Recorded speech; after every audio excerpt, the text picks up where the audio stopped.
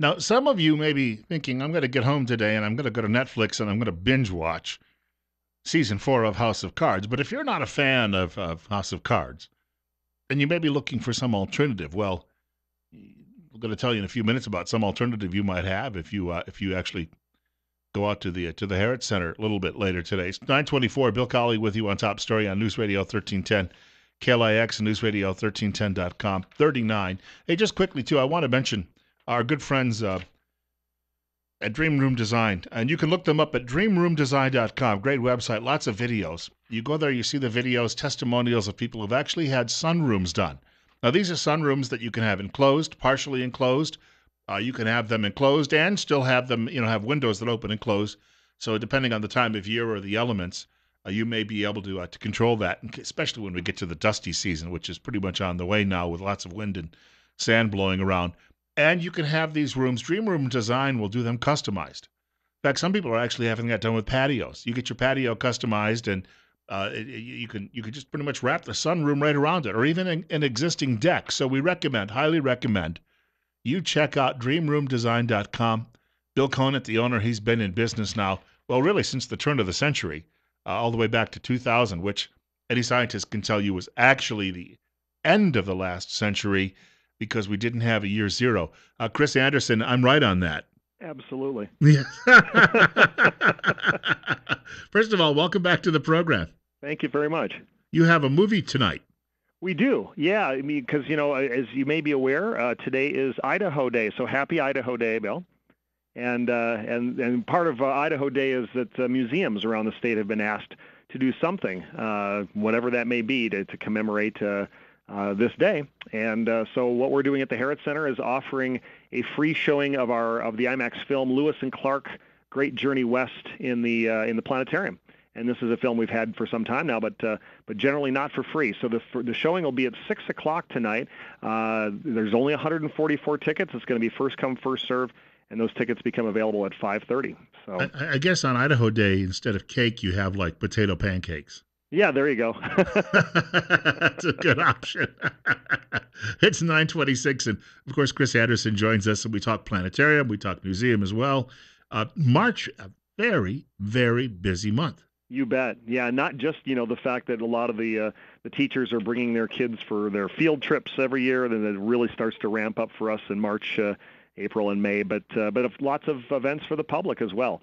And probably the biggest one coming up is our annual Science Camp-In, and that's going to be on April 1st, no fooling.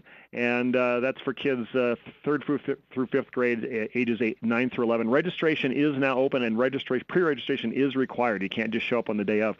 And it almost certainly will fill up well before that, but the actual deadline for registration is March 25th.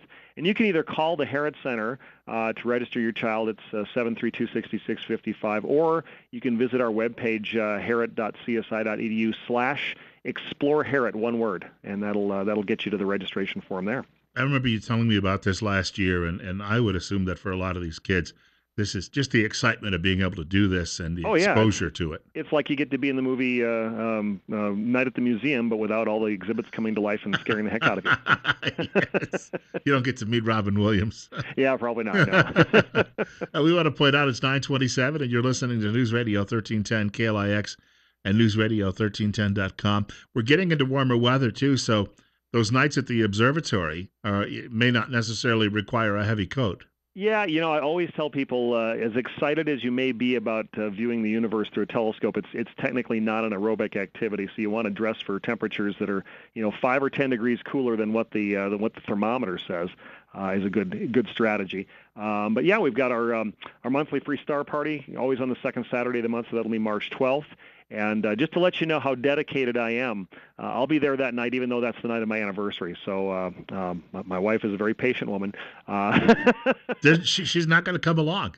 Well, we'll probably go out to dinner before that. But it's funny. I'm the night owl, and she's the morning person. So since we go till midnight on that night, she'll probably be home in bed by the time I finish up for the evening. So, but that'll go from 7:45 till midnight, weather permitting, and you can come for as much time as you want. 2 targets that night are going to be the main attraction, the moon and Jupiter. And the moon's going to be less than half full, and that's really the best time to look at it because that's when you can really see the craters and the shadows from the mountains in sharp relief, and it really makes the three-dimensional surface of the moon kind of stand out much better than when it's in closer to full. So that'll be a really good time to look at the moon.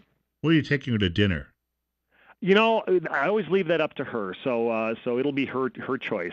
We've gone to Sizzler a lot because we love their salad bar there, and we know the manager, and he's a great guy and always treats us well. So that's a favorite. But there's lots of other places we might consider as well. So There was a coupon in the mailer for the salad bar, and but your wife doesn't like to think on the anniversary that you're using a coupon, so. That's true. Yeah. Well, actually, she's a pretty pragmatic person, so yeah. I mean, she doesn't mind the coupons getting used. So we've got a break coming up, but we've got more coming up with Chris Anderson in just a few minutes from the Herrett Center, and of course, Talking Planetarium too, and some other events.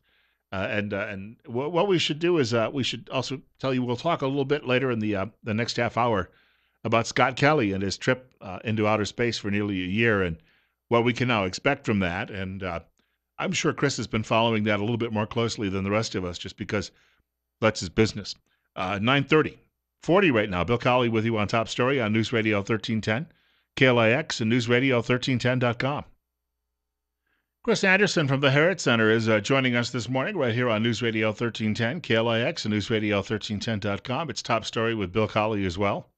And we're talking about some of the events through the month of March and then leading up to April 1st. And as he pointed out earlier, no fooling. Got a big event coming up at that point. 9:34, it's 40 right now. And Chris, that calendar for the month, one of the things I caught on there when there's a mention about an Aztec obsidian blade, and that's got to be as I understand, that's a very, very durable material. Well, actually, not so much durable, but extremely sharp for sure. It's actually, the obsidian is basically volcanic glass. So it's every bit as able to be shattered as glass is, but it can also produce an incredibly sharp blade, far sharper than a surgeon's scalpel. And so, the Macana sword that the Central American people used against the Spaniards were greatly feared by the Spaniards, despite the fact that they had, far superior weaponry and armor and that sort of thing. The legend was that a strong Aztec warrior with a single stroke of one of those obsidian blades could decapitate a horse. Wow. So yeah, I mean it's So yeah, this talk on March 16th will be by Jim Woods, and of course Jim is our archaeologist here at the college, teaches the anthropology classes, and he'll be giving the Herrett Forum lecture on that night of the 16th of March. Starts at 7:30, and it is the obsidian blade of the Aztecs in the 21st century. And I'm not sure exactly what that means in terms of how people, indigenous people or modern people might be using it, or just our study of it. I think it could be fascinating. I have a hunch this is going to be one of those that's going to pack the room because some of these topics are very popular ones, and Jim always gives a great talk, and I have a pretty good hunch that'll be probably standing room only that night. So, do you suppose there's a lot of that material here in Idaho because we still have some of that volcanic residue? Oh, absolutely. Yeah. There are places, if you ask anyone who likes to dabble in flint knapping, they can tell you exactly where the best places are to collect obsidian to do that. So. And then there's nothing on the 17th, which of course is a holiday for many people. And then on Friday, you wind things back up again, and this time in anticipation of Easter. Yeah, we got an Easter sale going on in our store that'll run from the 18th through the 26th. And as usual, it's going to be most items will be marked down. I think it's 10 or 20. I should have asked my store manager whether it's 10 or 20%. But the only exception being the Meade telescopes because our markup on those is so small. But if you're thinking about getting someone for Easter, whether it's a kid, we got lots of great science-related toys, or if it's for that significant other, we've got some nice jewelry items that are always very popular too. So yeah, that'll be a great opportunity. And if you're lucky and say if you've got someone with a birthday during that time, even better. You've got another opportunity to save a few bucks. So I just recall when we'd go to science museums when we were kids, the gift shops. What was always great about them was, I think I told you the story about we balanced a gyroscope on top of one of my cousin's heads. Oh yeah. But we could, there was a scientific basis to that, but the kids love that stuff. Oh yeah, and we've got lots of stuff like that, gyroscopes and prisms, and lots of good things that are not just fun but educational as well. So. And then you roll right into that from this thing called Earth Hour, Yeah, and this is something that's been going on for a few years now, and it's a worldwide thing where people are asked to kind of turn off their unnecessary lights, and it's sort of meant as a gesture of global energy conservation, and that goes this year. It'll be on March 19th. It goes from 8:30 to 9:30. Our thinking on it has always been, well, hey, if people are turning off lights, what better time to have the observatory open? So so as long as the skies are clear, we'll have the observatory open for some viewing on that night, and no cost. It's another free admission event. So.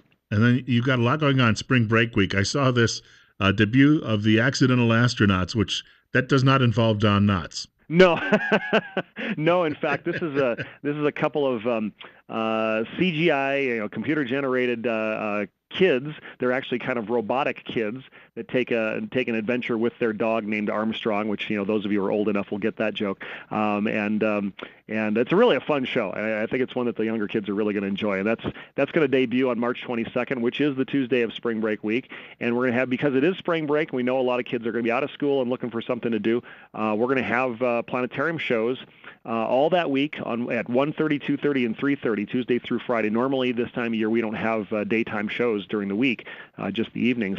So in addition to our Tuesday night, Friday night, Saturday afternoon, evening, we'll have those shows, and the Accidental Astronauts will run on 2:30 on all those days. And that actually is going to continue the following week, because some of the other schools in the immediate area have their spring break the week after the Twin Falls schools, and so we'll have 2:30 showings of Accidental Astronauts the week following that as well. That'll run through April 2nd. And while kids are here for spring break, we also have something we did last year called Spring Fever, where kids can come for kind of free hands-on craft and skill sort of activities. They run from 1 to 4 p.m. They don't take 3 hours to do, so you can just kind of come whatever time you want. And generally these things take around half an hour to an hour to do. So Tuesday we're doing potato printing. Wednesday we're doing a nature collage sort of thing. Thursday it's pottery that the kids can make and take home to dry. And Friday, probably the most popular one is slings and atlatls, or spear throwers. And kids have a great time seeing how far they can fling and sling. So some future John Elway's in that group. There you go. Yeah. Although Brett Favre in your case. Yeah, exactly. Yeah. We've got more coming up with Chris Anderson from the Herrett Center. It's 9:41. Bill Colley with you as well. On News Radio 1310 KLIX and newsradio1310.com. We're going to talk about some of the fascinating results of astronaut Scott Kelly's nearly year in space.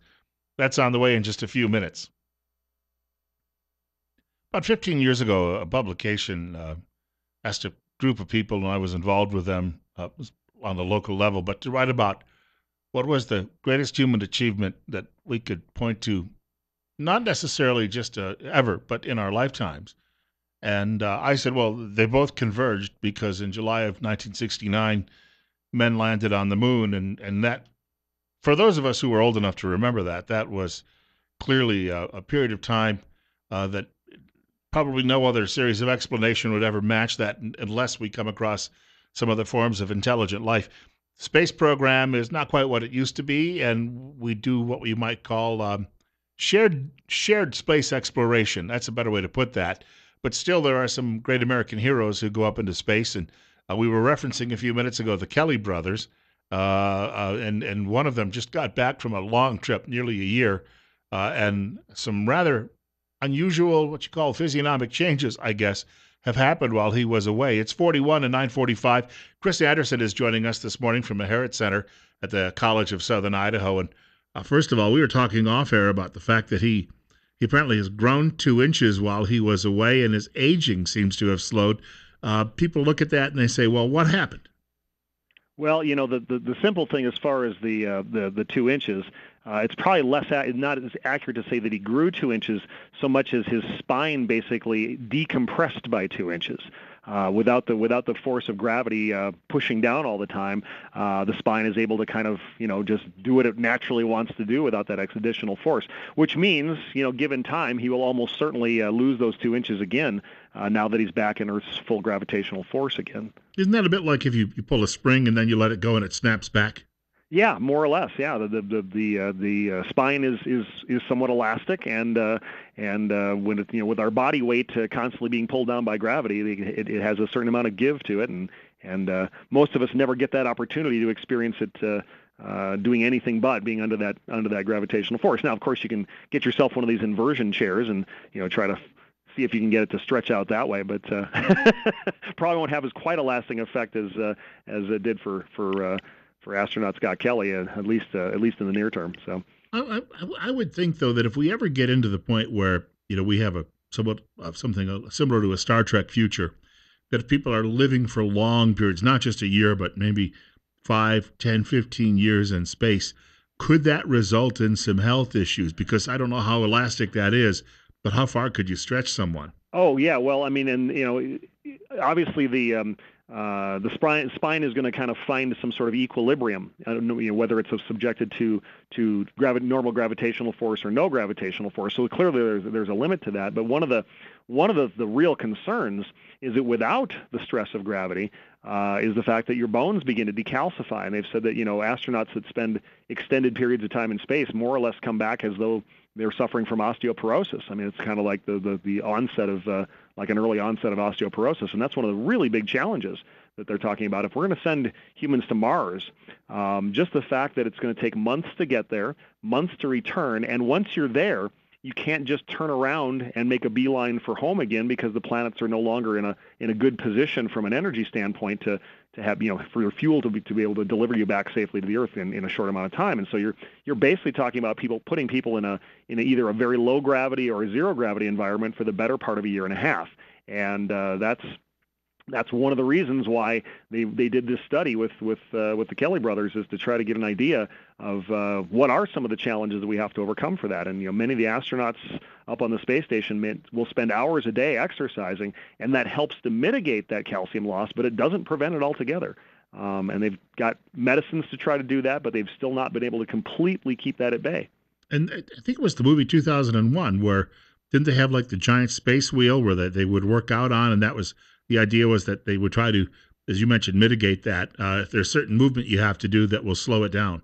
Right. No. So what they're doing on the space station now is they put them on a treadmill where basically they've got sort of bungee cords that hold them to the treadmill, and that allows them to at least exercise the muscles, but still doesn't give that effect of gravity. So in 2001, they were simulating gravity with centrifugal force. By spinning the thing, presumably you'd get all the same benefits of gravity if you spun it at a rate that would produce 1 G's worth of acceleration. So that's one possible way of mitigating that, is to have a habitat with that sort of spinning. The problem is, if you're going to try to send someone to Mars, having something big enough that when you spin it, you can generate enough of that artificial acceleration to simulate gravity, because a small ship, you can't do that. It's got to be fairly large to be able to pull that off.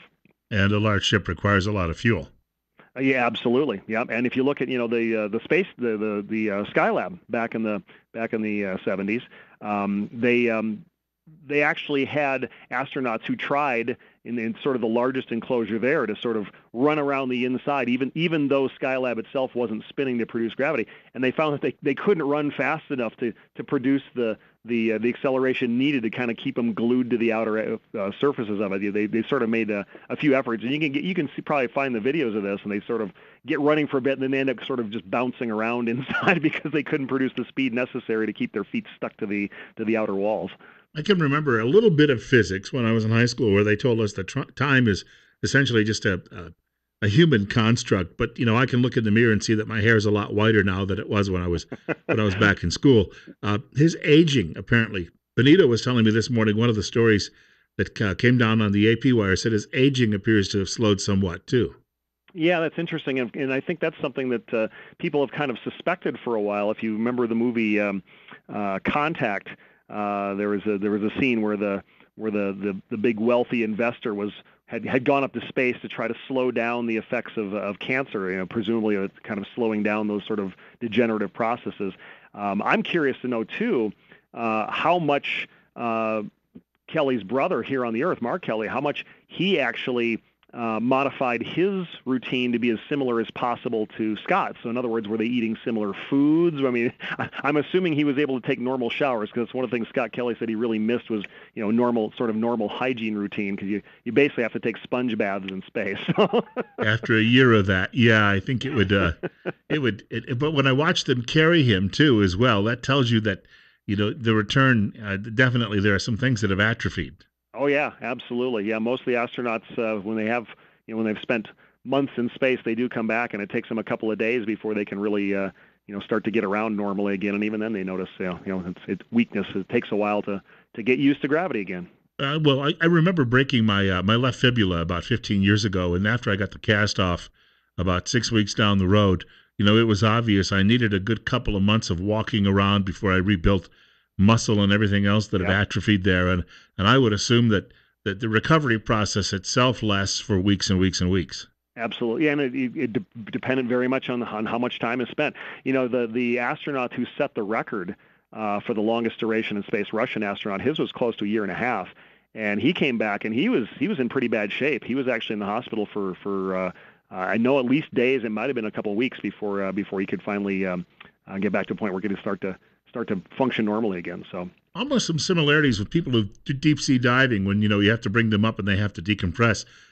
because of different changes, and that's a much shorter period of time we're talking about. yeah, in this case, I guess you'd call it recompression, right? Yes, yeah, a bit of an opposite. So Kelley is back, and probably for years they'll be studying the differences between the two brothers. I'm sure. Yep.